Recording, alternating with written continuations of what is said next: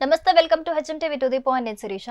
Congress party assembly ఎన్నికల్లో ఇచ్చిన మాట ప్రకారం 6 గ్యారెంటీల అమలుకు అయితే సిద్ధమైంది. ఇప్పటికే 4 గ్యారెంటీలు అమలు కాగా పార్లమెంట్ ఎన్నికలకు ముందే మరికొన్ని గ్యారెంటీలు అమలు చేసేందుకు అయితే రెడీ అయింది.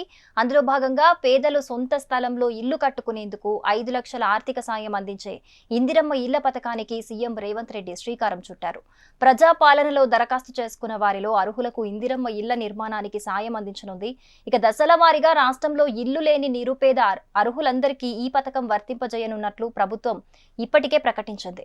స్థలమున్న వారికి ఇంటి నిర్మాణానికి 5 లక్షలు అందజేయనున్నారు. స్థలం లేని నిరుపేదలకు ఇంటి స్థలంతో పాటు 5 లక్షలు ప్రభుత్వం అందిస్తోంది.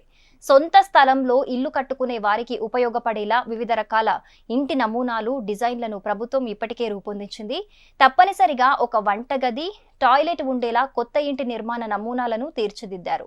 తొలి విడతలో 90,000 పైచిలుకు లబ్ధిదారులను అయితే గుర్తించారు. మరి దీనికి అర్హులెవరు?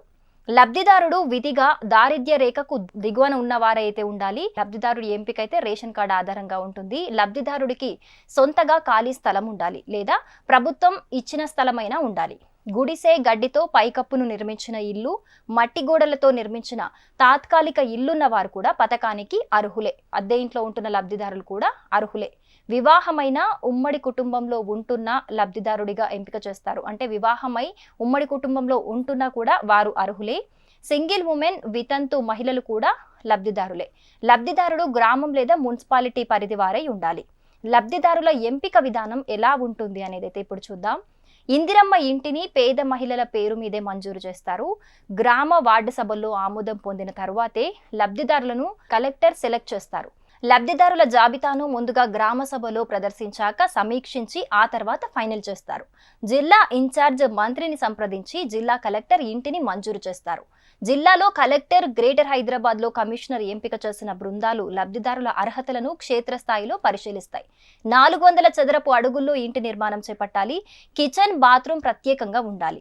ఆర్సీసీ రూఫ్ తో ఇంటిని నిర్మించాల్సి ఉంటుంది. లబ్ధిదారుల ఎంపిక అనంతరం జాబితాను గ్రామ వార్డు సభల్లో ప్రదర్శిస్తారు. ఇక దశల వారీగా ఇంటి నిర్మాణానికి డబ్బులు మంజూరు చేస్తారు. మొదటగా బేస్మెంట్ స్థాయిలో ₹1,00,000 అయితే మంజూరు చేస్తారు. పైకప్పు నిర్మాణం జరిగే సమయంలో మరో ₹1,00,000 ఇస్తారు. పైకప్పు నిర్మాణం పూర్తయిన తర్వాత మరో ₹2,00,000 అయితే మంజూరు చేస్తారు. ఇంటి నిర్మాణం పూర్తయ్యాక మరో ₹1,00,000.